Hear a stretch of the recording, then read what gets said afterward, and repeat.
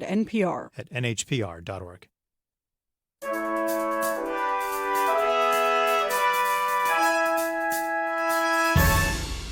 Welcome to NHPR's candidate debate for New Hampshire U.S. Senate. I'm Laura Kanoy, host of The Exchange, along with NHPR reporter Annie Ropeek. These debates are produced in collaboration with NHPBS, and we're following health guidelines as we bring them to you. All four of us, Annie, me, our two candidates, are in separate studios here at NHPR. All of us wore masks in public areas of the building today. So here's our format. Each candidate will have 60 seconds to deliver an opening statement. We'll then move to questions with 60 seconds to respond. In many cases, Annie or I will ask at least one follow-up question or clarification, which will get an additional 30 seconds. And in the case of a direct attack on a candidate, that person will be given 30 seconds to respond. If the attacks continue at some point, we will just have to move on. Our candidates are the incumbent U.S. Senator Jeanne Shaheen, also a former New Hampshire governor. Senator Shaheen, welcome. Great to see you. Thank you. Nice to be here. Also with us, Republican nominee Corky Messner, a lawyer and former Army Ranger. And Mr. Messner, thank you for your time as well this morning. We appreciate it. Thank you, Laura. Thank you, Annie. We will start with those 60-second opening statements. We will go in alphabetical order. So, Mr. Messner, that means you first, please, your opening statement. Thank you, and thanks for having me. I'm Corky Messner. I grew up in a blue-collar family, left home at 17, went to West Point, became an airborne ranger, infantryman in the Army. I'm a veteran. I have two sons that are West Pointers. After I served, I became a businessman, grew a business. I'm entirely self-made. And I'm a job creator, a problem solver. I know how to get things done. I'm independent. I know how to bring people together. It's time for a change. Senator Shaheen has been in the Senate 12 years. She's been in politics 30 years. She is loyal to the progressives in Washington, D.C. She's not looking out for you. She is looking out for the Democrats in Washington, D.C. It's time for a change. It's time to bring an outsider into Washington, D.C., who knows how to get things done, who knows how to compromise, and who knows how to look out for you. Thank you, Mr. Messner. Senator Shaheen, go ahead, your turn. 60-second opening statement, please. Well, thank you, Laura. In my time in public office, I have worked to make a difference for the people of New Hampshire, both as governor and now as a United States Senator. Right now, we're facing perilous times with a pandemic and too many people struggling. I've worked in Washington to bring help back to New Hampshire, $1.25 billion for the state to distribute, extended unemployment benefits, and I've worked across the aisle to try and get help for small businesses, the PPP program that I helped write, which has made a difference for businesses like Argentech right here in Concord. We've brought help back for hospitals and frontline healthcare workers. But now there's so much more to do to get through this pandemic to restart our economy. You will hear today on every issue, my opponent and I have very different views. He's in lockstep with Mitch McConnell and Washington Republicans. I think that's wrong for New Hampshire.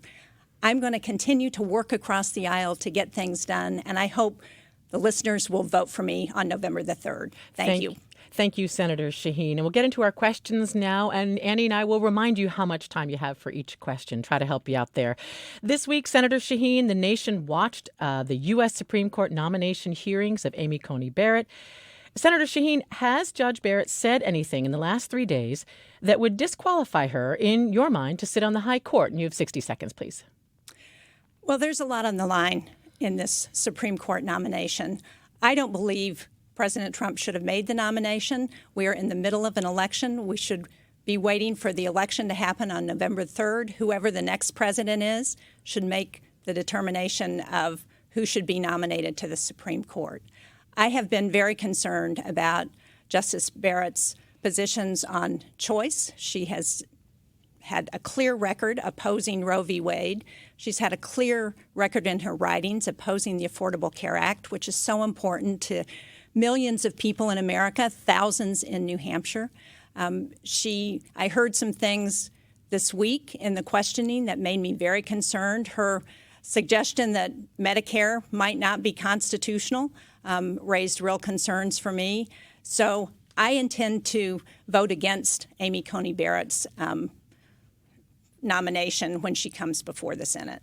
Thank you, Senator Shaheen. And a follow-up question for you, please. If Judge Barrett is confirmed and a disputed presidential election is what we see in November, comes before the court, should Justice Barrett, then Justice Barrett, recuse herself? 30 seconds, please. Well, she was asked about this question this week, and she refused to answer that. I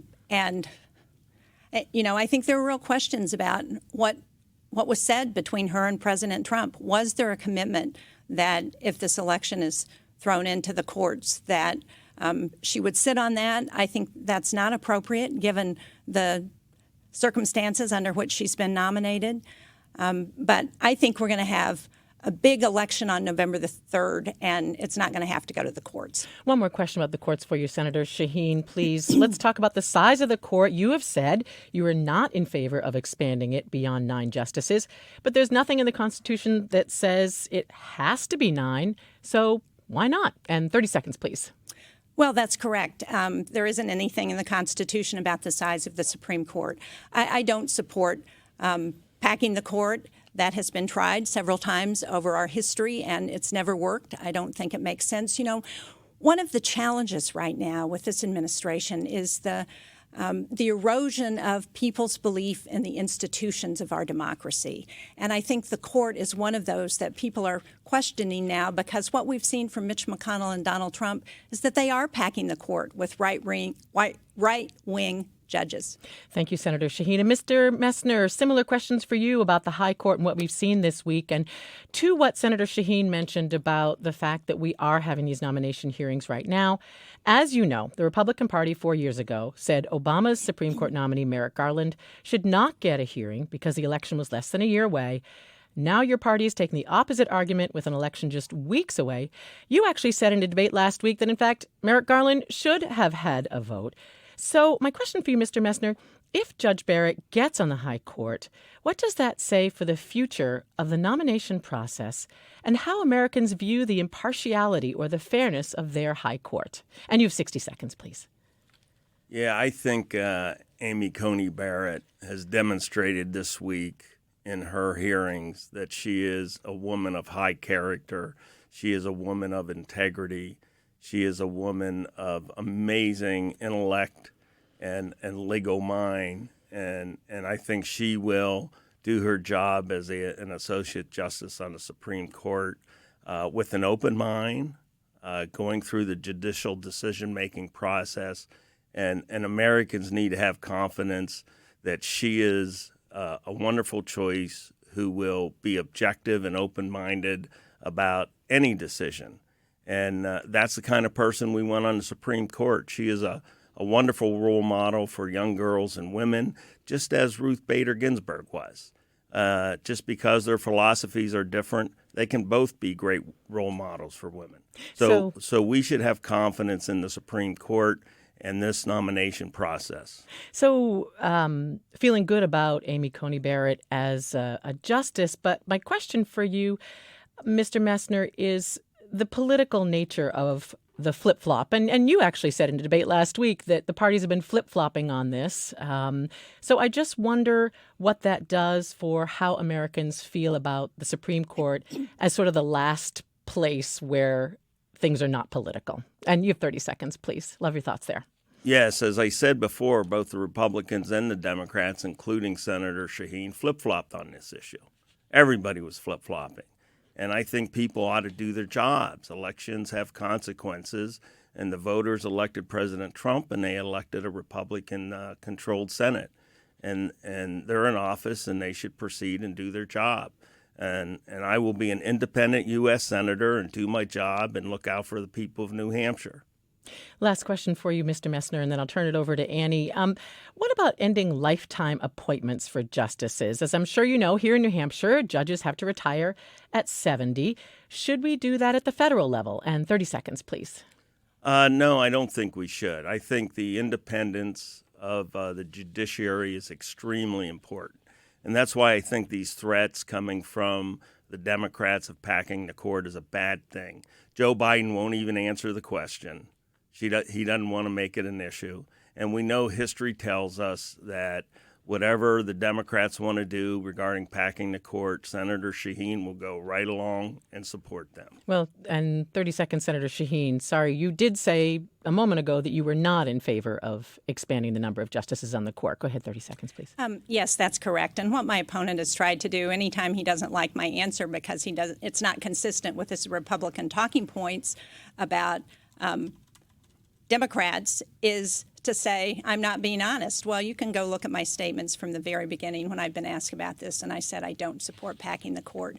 But again, this is exactly what we've seen from President Trump and from Mitch McConnell, that they are packing the court with people like Amy Coney Barrett, who have extremist views on issues that are important to the American people, like the Affordable Care Act. Well, there's been a lot of talk about how you define packing, but I'm going to move it on to Annie Ropeek. And go ahead, Annie. Thanks so much, Laura. Let's turn now to COVID-19 and to the government's response to the pandemic. Mr. Messner, to you first. So the pandemic has brought many of America's inequalities into sharp relief. Data shows that even here in New Hampshire, people of color, those with lower incomes, have been more harmed by the virus and its economic effects. What should the Senate have done differently in its response to the pandemic to address this disparity? 60 seconds, please. Yeah, I think the Senate and the federal government should have taken a more targeted approach to all the relief they provided. I think the U.S. Senate delayed passing the original CARES Act. They delayed it in order to put more pork barrel spending into the CARES Act. And Senator Shaheen went right along with that delay. And during that delay, not only did small businesses in New Hampshire become harmed because of it, we lost some small businesses because of that delay. That people of color and people in the inner cities were harmed more because of that delay. And we need to target our spending. We need to go and help people who need help. And just like the latest package, it should have been passed 3 weeks ago. There's small businesses in New Hampshire that need help and need help now, and Democrats are playing politics with that. And just to follow up, can you say more about what you mean by targeted spending? What about the CARES Act and the stimulus bills that have been proposed? Would you have honed down or targeted to different recipients in order to improve on that? 30 seconds, please. Yeah, I think we need to do a better job of finding out and identifying where needs are. And I'll give you an example. New Hampshire received $1.25 billion. And that was the least amount any state received. Wyoming received $1.25 billion. Wyoming has 500,000 people and 10 times the geographic area and not nearly the COVID cases that New Hampshire had. So we need to be a bit wiser in Washington, D.C. about where we spend our money and target it. And then just in addition, you have said that if elected, you would create, quote, a national disaster protocol, a robust national stockpile of critical materials, PPE, and necessary supplies. Do you think that the U.S. should have had a more centralized approach to this crisis instead of letting state governments take the lead? 30 seconds, please. Yeah, I think one of the failures of the institutions of government has been that after the H1N1 pandemic and after the the Ebola scare, that the Democrats, Barack Obama and the Democrats in Washington, D.C., did not learn any lessons from that. Our institutions of government were not prepared for this. And the stockpiles were dry. And we need to learn lessons from these things and be prepared for the next time. And would you say that one of those lessons is that the federal government should take more of a lead on a national strategy as opposed to allowing it to go state by state? 30 seconds. Yeah, I think it should go state by state. I think the federal government could provide guidance and assistance where needed, just like President Trump did with building the hospitals in New York City and other places and providing guidance and providing the whole of America approach. I talked to a Granite Stater not long ago who works for a company that manufactures ventilators. They are now manufacturing 10,000 ventilators a month because of President Trump's whole of America approach. Thank you so much, Mr. Messner. Senator Shaheen, turning to you, the same question on racial and economic disparities. You've applauded these aid bills that have passed in Congress. How could they have done more to offset those inequalities? 60 seconds, please. Well, the CARES Act was an effort to address a number of sectors of our economy that were hurting, and I would disagree with my opponent. We needed to provide additional unemployment benefits for people who were laid off. Because I held out, we were able to get $1.25 billion. If my opponent had had his way, we would have gotten a package that did not include help for states and local communities, that did not include additional help for hospitals and frontline healthcare workers and testing, that would not have included twice, it would have included only half the money for small businesses. Now, what could we have done better, and we were not able to get our Republican colleagues to agree, was to provide additional family and medical leave for those essential workers, many in minority communities who felt like they had to go to work because they couldn't support their families, because they were not able to stay home from their essential jobs. And so the same question then on the state versus federal-led response. Do you think that the government should have taken a more centralized approach to this? 30 seconds, please. Absolutely. We have not had a plan from the Trump administration from the beginning of this coronavirus pandemic. And now what they're trying to do is to undermine the Affordable Care Act in the middle of the pandemic. And my opponent supports that. He and I have very different positions on this, and now he's trying to deny, as he did in our debate at North Conway, that we have thousands of people in New Hampshire who have underlying health conditions that mean that they will not be able to get health insurance if the Affordable Care Act is overturned. And Mr. Messner, I'm going to leave that one to our discussion of health care that's coming up in all just a right. few minutes, so we'll have a chance to talk about that. Just lastly, Senator Shaheen, we've had many reports that show scientists at places like the Centers for Disease Control have been ignored or pressured to change recommendations from political agencies, and it's led to confusion, inconsistency, other problems with the response. What do you think Congress should have done or could do to prevent this kind of breakdown the next time that this happens? 30 seconds, please. Well, Annie, let's be clear. The interference that's going on is on the part of the Trump administration, trying to interfere with the FDA as they tried to put in stricter safety requirements around approving a vaccine. They've interfered with the CDC and the guidance that they've issued for schools, for example. What Congress should do, if we were able to work together, which we should be doing in this pandemic, is to tell the White House you can't do that. And I've been on a number of letters to try and say this is not appropriate. Mr. Messner, I want to give you a chance to weigh in on this question of how science and policymakers can work together. What do you think Congress should have done to make that relationship work more smoothly? In 30 seconds, please. Well, a couple things. First, I want to correct a record that Senator Shaheen mentioned that the delay was to get more money for New Hampshire. That's just wrong. The deal was cut on a Sunday. Nancy Pelosi came back, and she wanted more pork in the deal. And the delays because of that had nothing to do with the funds going to New Hampshire or any other state. So that's a misrepresentation of what happened. Well, we're heading into a break, and coming up, I've got a segment of questions to ask both of you about the economy, about coronavirus relief. So we'll tackle that in just a moment. Coming up, more of our U.S. Senate debate with the candidates for New Hampshire's open U.S. Senate seat this year. Thanks for being with us. This is The Exchange on NHPR. We'll be right back.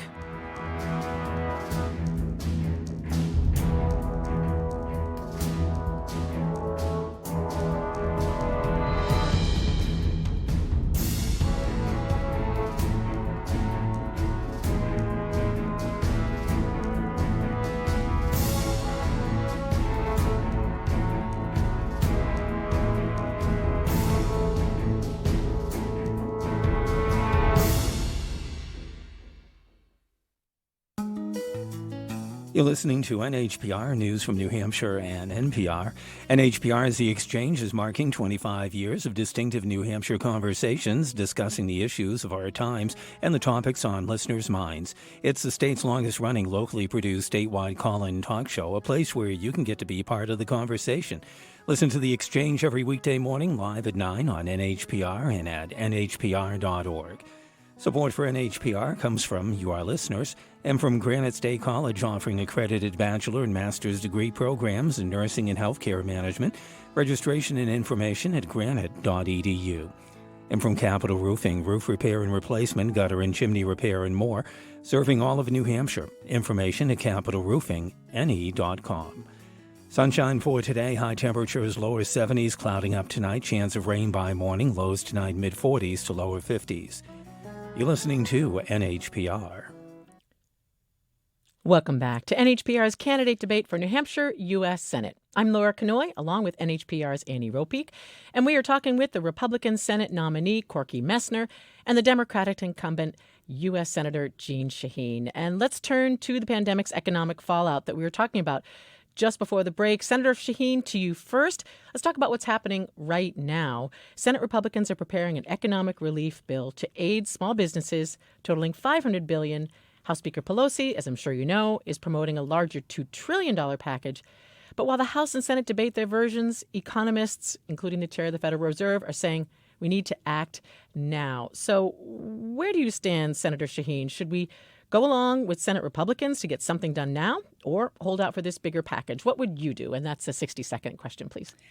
I think we need to get back to the table and negotiate. Unfortunately, what we've heard from Mitch McConnell and the president has been wishy-washy about that. First, he said, calling off negotiations. Now he said we need to get a package. And Jerome Powell, who you mentioned, has actually said we need the biggest possible package because we need to help prime the economy so that people can pay their bills, consumers can continue to spend. So I think we need a package that's going to address the challenges that we're hearing from small businesses who are worried about getting through this winter, but also from hospitals. I was at Catholic Medical Center this week, and they talked about the financial challenges they have. They need additional help. It's not in anybody's interest for our hospitals to close.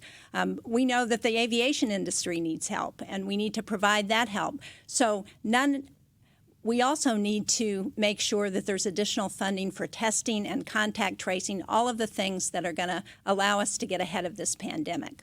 So just to clarify, Senator Shaheen, is that a call to hold out for a larger package? It is, absolutely. The package that's been introduced by Mitch McConnell does not address the needs that people in New Hampshire have. And I am not going to leave half of the state behind when we have hospitals that still need help, when we have an airline industry that still needs help, when we have small businesses that need more help than has been provided in that package. So I think we've got to and we have state and local communities who are on the front lines of this pandemic, who are worried about whether they're going to have to lay off workers if they don't get any additional help. Well, and there's been plenty of criticism, as you know, Senator Shaheen, of the first coronavirus relief package. Mr. Messner is not the only one to say that there was pork in it, the $4 trillion that passed in the spring.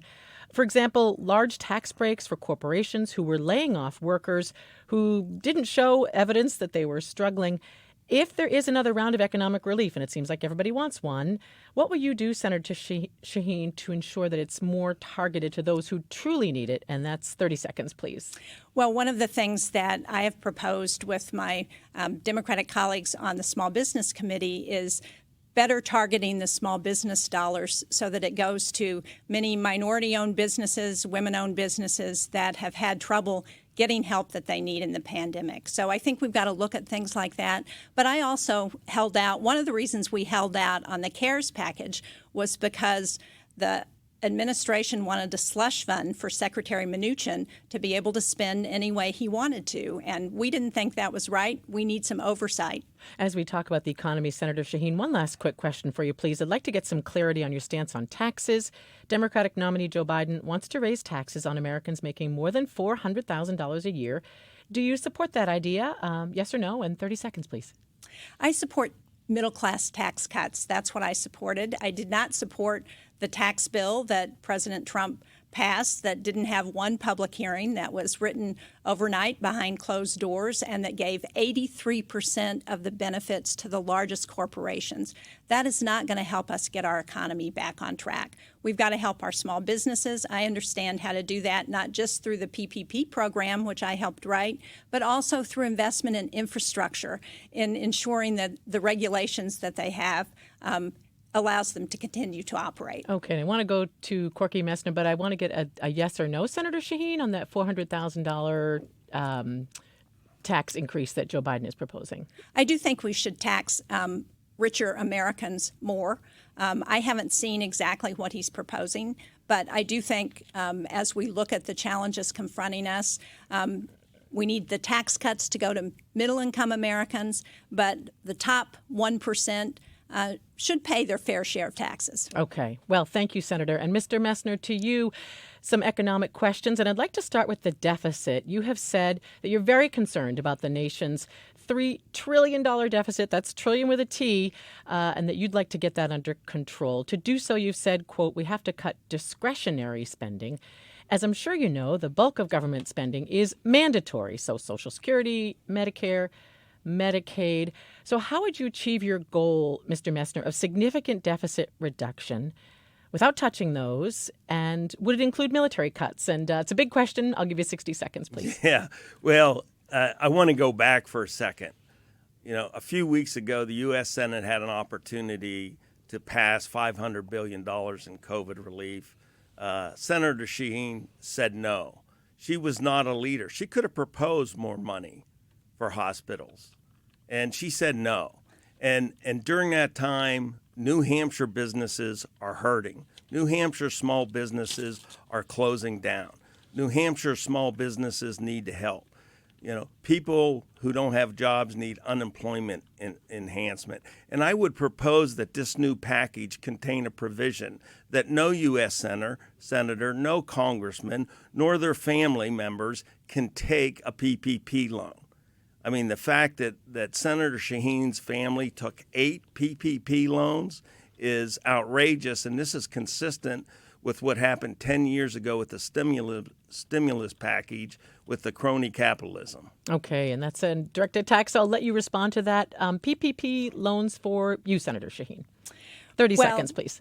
As Marco Rubio, the chair of that negotiating team, said, we designed that program so that anybody who qualified was able to get approved.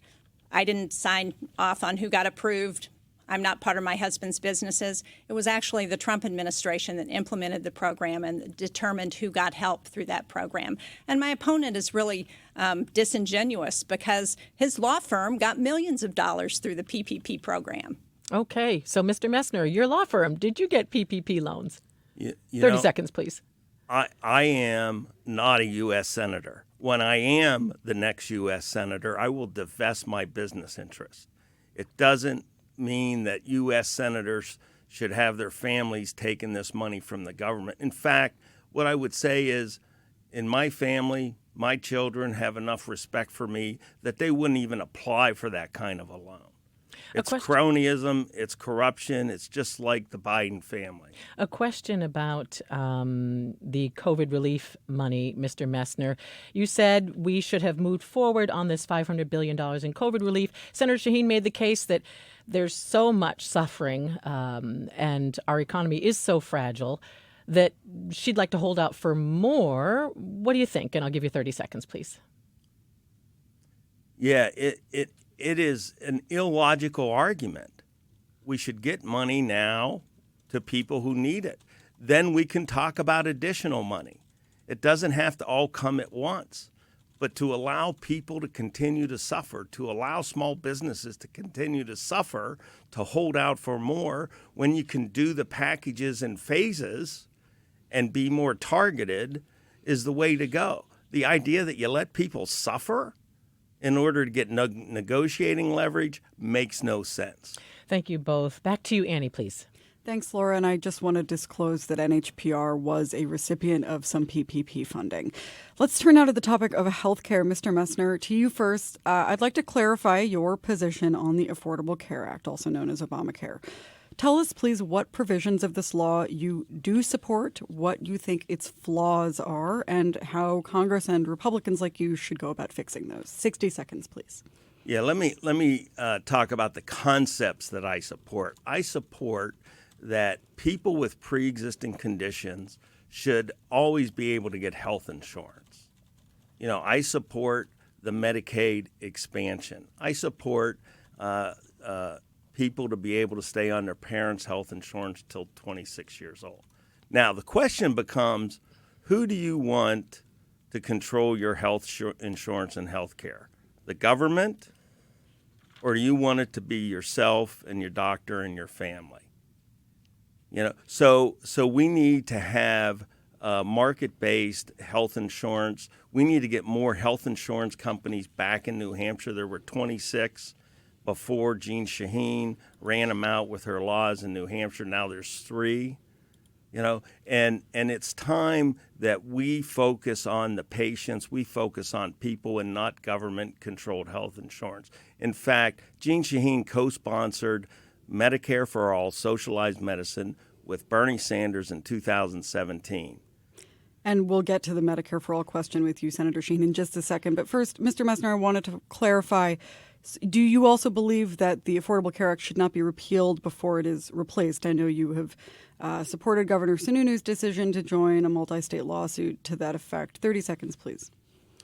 Yeah, what I think needs to be done is there needs to be, and I would propose in the U.S. Senate, as soon as I get there, laws that protect people to make sure they can get health insurance that they have pre-existing condition. I would propose laws that allow insurance companies to sell health insurance across state lines to bring competition. I would propose laws that bring transparency to it. And let me make a point about that, is, the Supreme Court's hearing oral arguments in the ACA case, November 10th. We all know that decision will not be handed down until probably next summer. So there is time for the U.S. Senate to act and get something done to take care of people before there's any decision on the ACA. Just one more question, Mr. Messner. Why do you think that people should trust that the free market will provide some of these protections that you support, which was one of the goals of the ACA, was to account for some of those gaps? 30 seconds, please. Well, as I said, I would propose legislation that would require health insurance companies to insure people with pre-existing conditions. I would propose legislation that would require health insurances to insure people on their parents' policies until they're 26 years old. I support Medicaid expansion. But when you bring more insurance companies into the marketplace, there will be competition that will drive the costs down. Thank you, Mr. Messner. Senator Shaheen, to you. If Democrats regain power in Washington, we could see the healthcare debate shift toward more of the differences between a Medicare for All concept and the existing Affordable Care Act. What do you think could be a workable compromise between those positions? 60 seconds, please. Well, the Affordable Care Act has ensured that we have over 21 million people now who have health insurance. In New Hampshire, over 100,000 people who have health insurance because of the ACA. And I think we need to improve on the ACA, not try and eliminate it, as my opponent and the Republicans have proposed.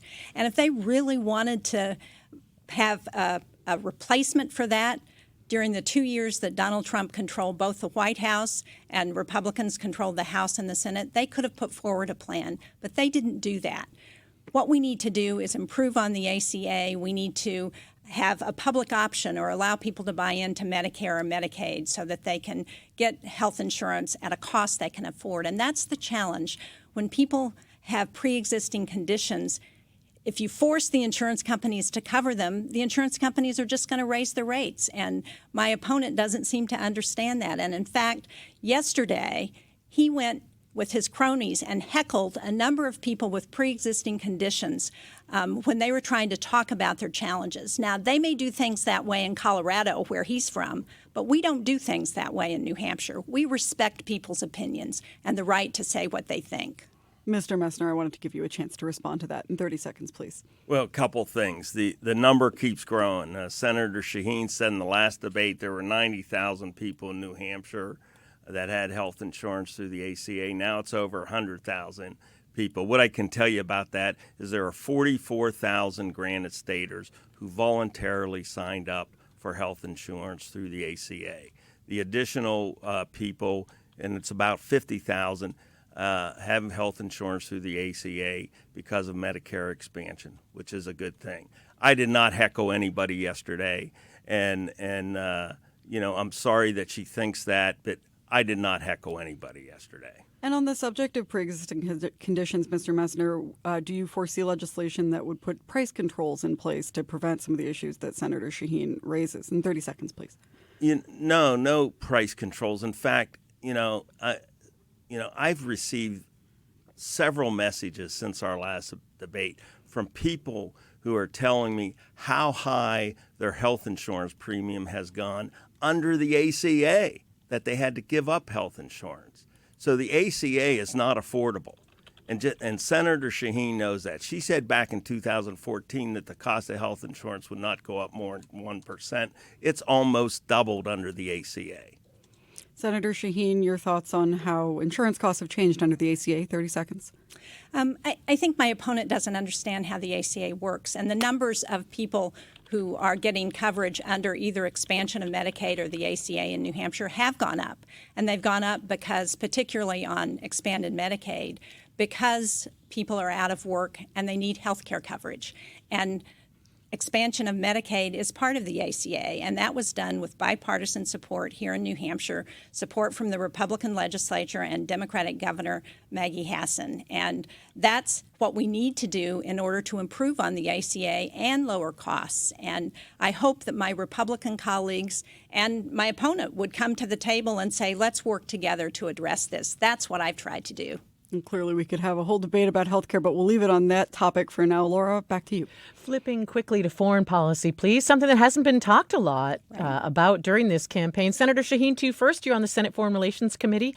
What do you think is the greatest foreign policy threat to this nation? 60 seconds, please. Well, in the short term, it's Russia. And history shows us that empires in decline tend to be more threatening than empires on the rise. In the long term, it's China. And China is both an economic threat and a military threat as they continue to militarize, to take very robust action in the South China Seas that affects not just the United States, but the rest of the world. They have an very expansive economic and diplomatic policy that their Belt and Road Initiative, which says they're providing economic aid across Southeast Asia and even into Europe. We have not countered that in the way that we should, and that's why I recently signed on to legislation that is the biggest package to address the threat from China that we've ever seen in the legislature, that would address not just additional funding to counter their economic aid and diplomatic aid, but also call for more transparency in what's happening with some of their ventures in the United States. Thank you, Senator. And Mr. Messner, same question to you. Greatest foreign policy threats facing this nation? 60 seconds, please. Yeah, I would say China, 1A, Russia, 1B. We must hold the Chinese Communist Party accountable for the COVID-19 crisis. During the Obama era, when Senator Shaheen was in the Senate, the Chinese Communist Party was allowed to steal our intellectual property. They were allowed to grow economically and militarily. And Joe Biden and Barack Obama and Senator Shaheen encouraged that to happen. We know now what's going on with the Chinese and the Biden family and the corruption there. So it's definitely the Chinese Communist Party. They want to dominate the world economically and militarily, and we can no longer be their research and development arm. We cannot allow them to steal our intellectual property anymore. So some agreement between the two of you about the threat we face from China. We will wrap it up there. We're heading into a quick break, so stay with us for more conversation with New Hampshire's candidates for U.S. Senate right here on New Hampshire Public Radio.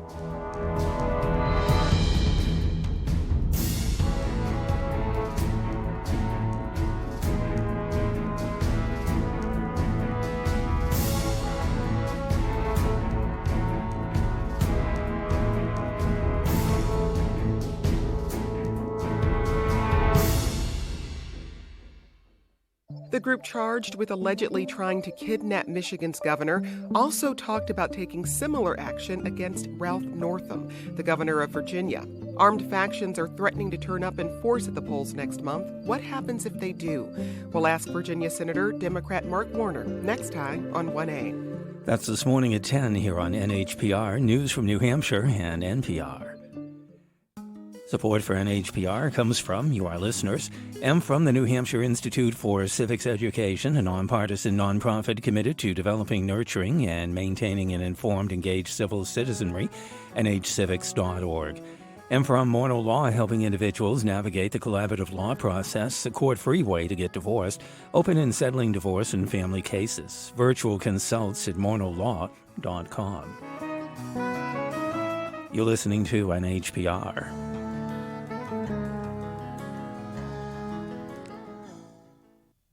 Welcome back to NHPR's candidate debate for New Hampshire's U.S. Senate seat. I'm Laura Kanoy, along with NHPR reporter Annie Ropeek. And this hour, we've been talking with incumbent Democratic U.S. Senator Jeanne Shaheen, running for a third term, and the Republican nominee, lawyer and businessman Corky Messner. And Annie, let's begin this last segment with you, please. Thanks so much, Laura. Let's talk next about climate change. First, Mr. Messner, it's a scientific fact that human activity is causing the current rapid warming of our climate. And that same science says we have at best a few decades or less to lower greenhouse gas emissions in order to avoid millions of deaths, mass migration, and a double-digit percentage hit to the American economy. So my question for you is, what economic opportunities do you see in addressing this problem? 60 seconds, please. Yes, climate change is real. We have one planet, and we all should take care of it and do everything we can to take care of it. That's why I've helped conserve and preserve 250 acres in New Hampshire. You know, there are plenty of economic opportunities. Look at what Tesla has done with the electric car market. And it has caused the major automotive manufacturers to more aggressively pursue manufacturing electric cars. There are opportunities in alternative fuels that can help the environment. Wind power, solar power, and the market ought to be unleashed to solve those problems. And encouraging businesses to do that will help solve this climate change problem. One follow-up question on clean car standards. You mentioned electric vehicles. Under President Trump, we've seen rollbacks of vehicle efficiency standards. We've seen lawsuits with the state of California about its efficiency standards. Do you think that those kinds of regulatory moves are a good idea? 30 seconds, please. Yeah, I generally think there's too much government regulation.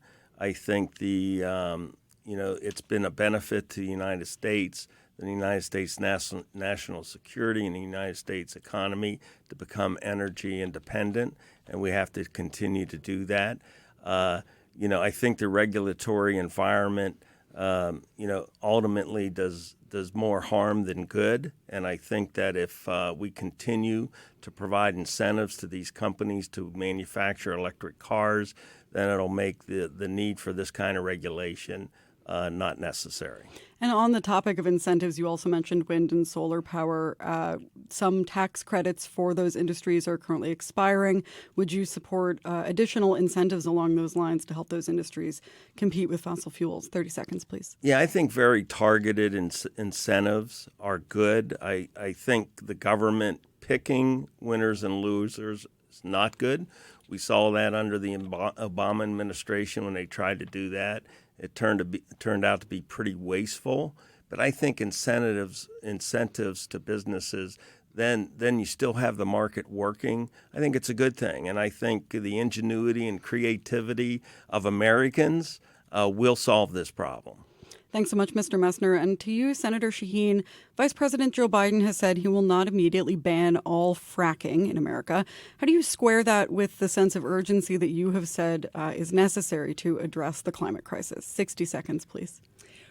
Well, some fracking is not bad, depending upon what's used in that fracking and how they deal with water.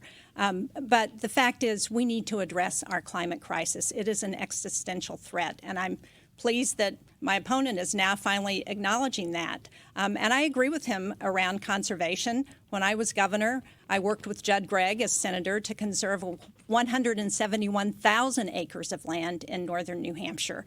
Now I'm sponsoring legislation with Rob Portman, Republican from Ohio, for energy efficiency. We've gotten some pieces of it done, but that energy efficiency legislation, if we can get it passed, will not only save thousands of pounds of pollution, because 40% of our energy is in buildings, but it will also create about 300,000 jobs a year. So there are definitely good jobs that can be had if we switch to clean energy, just as we're seeing in New Hampshire with the focus on wind. Senator Shaheen, you have been working on that proposal with Republican Senator Portman for a number of years. You have many other bipartisan bills with Republicans, many of which have not been able to pass. Do you think that the approach to bipartisan climate action has been effective, and would you change that at all, especially depending on how the balance of power shifts after this election? 30 seconds, please. Well, for the first time in this last year of Congress, what we have seen in the Senate is a bipartisan caucus to begin to address climate change.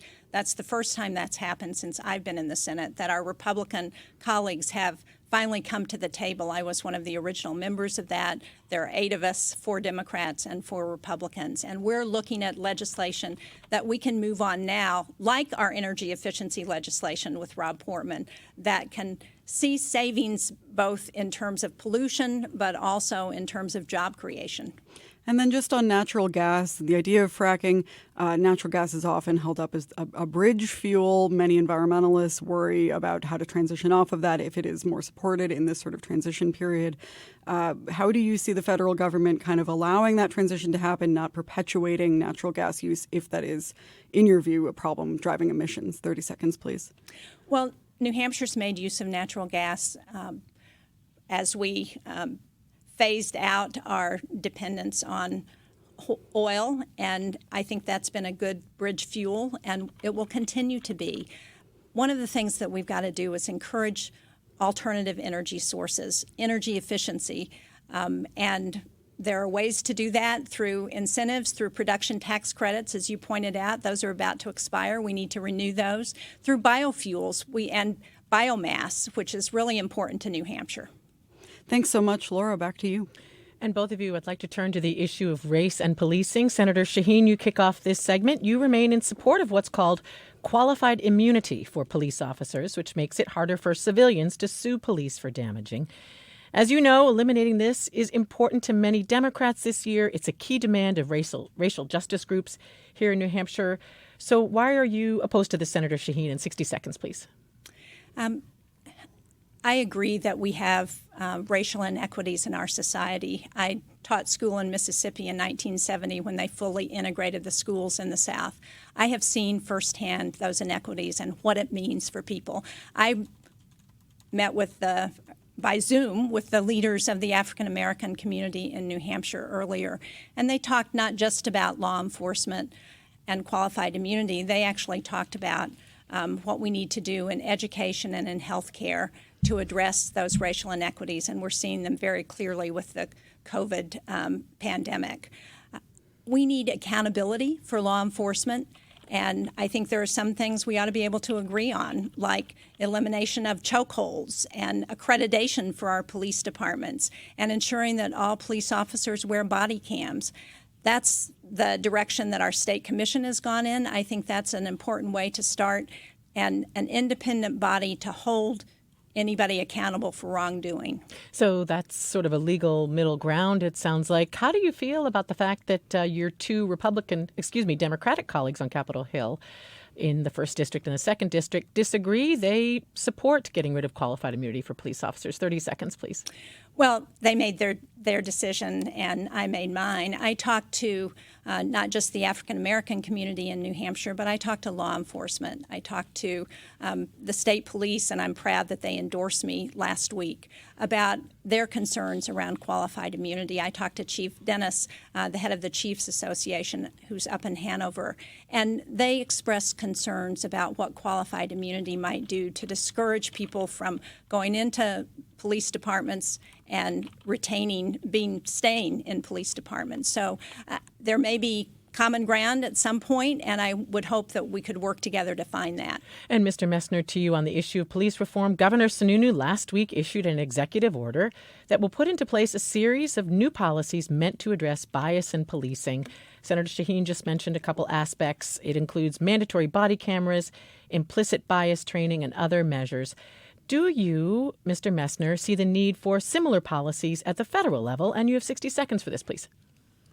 Senator Tim Scott of South Carolina proposed legislation to help law enforcement, to provide better training, to provide better reporting, to provide more funds in the United States Senate.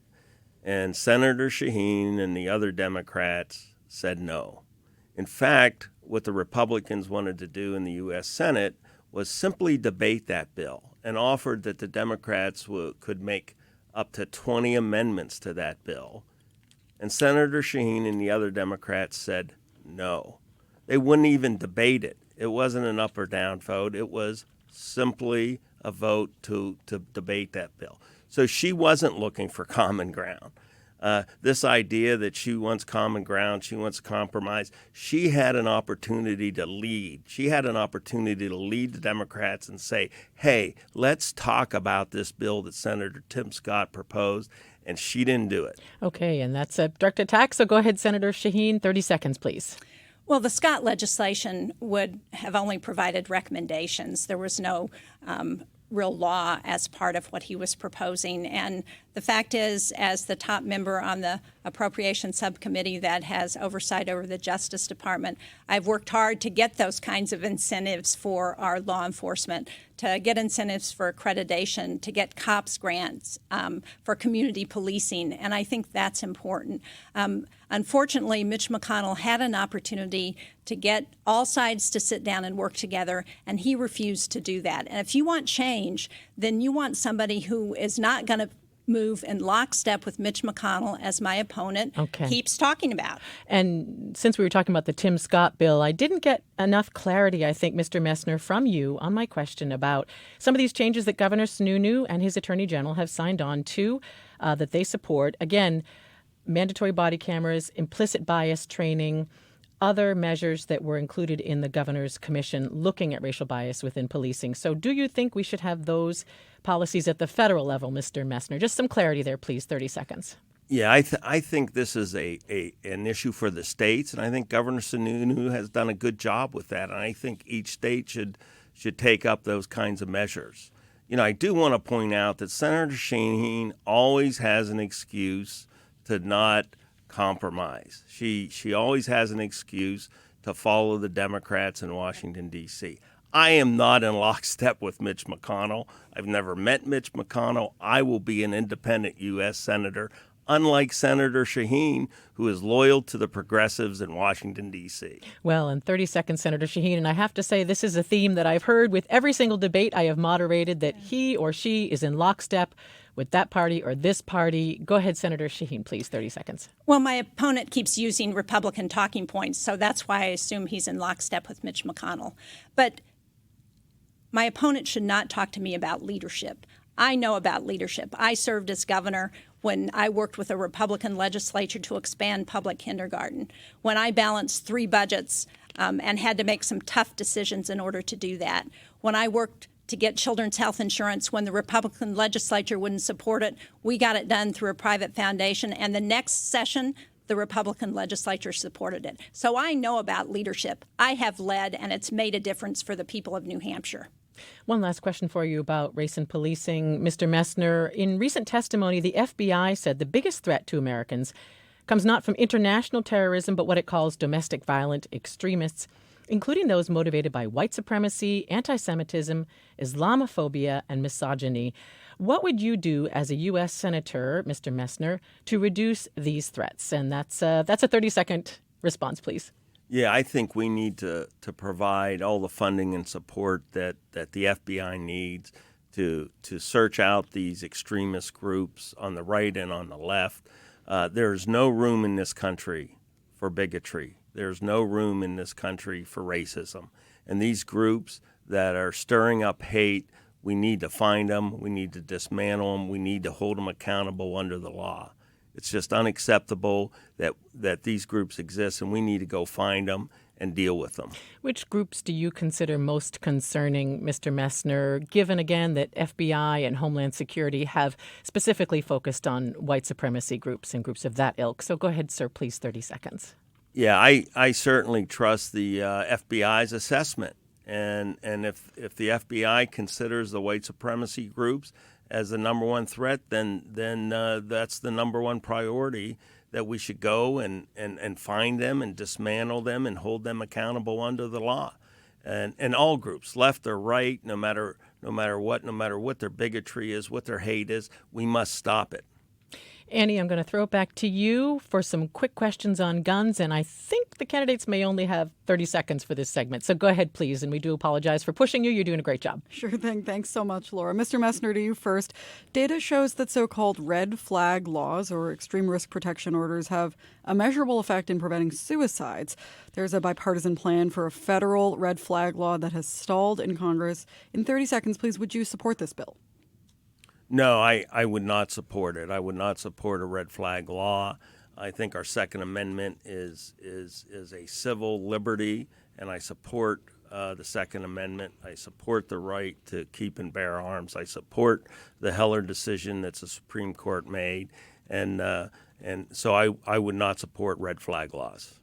And to you, Senator Shaheen, gun bills frequently come and go in the weeks after major mass shootings.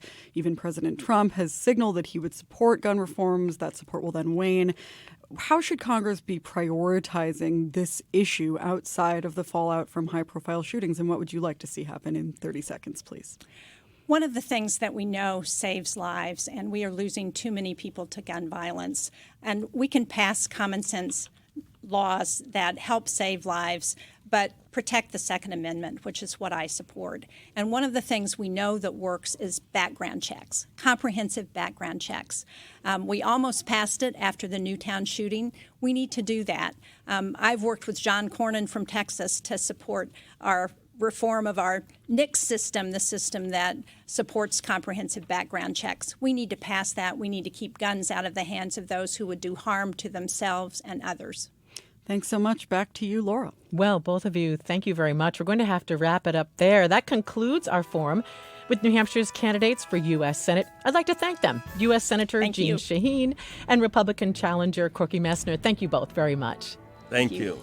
Also, my colleague Annie Ropeek, our partners at New Hampshire PBS, and the many NHPR staff members who worked on this event, including Ellen Grimm, R.J. Perkins, Dan Colgan, and Michael Brindley. Now, our last debate is Tuesday, October 20th, with the candidates for governor, so we hope you join us for that. For now, though, thanks for being with us. I'm Laura Kanoy, and this is The Exchange on New Hampshire Public Radio.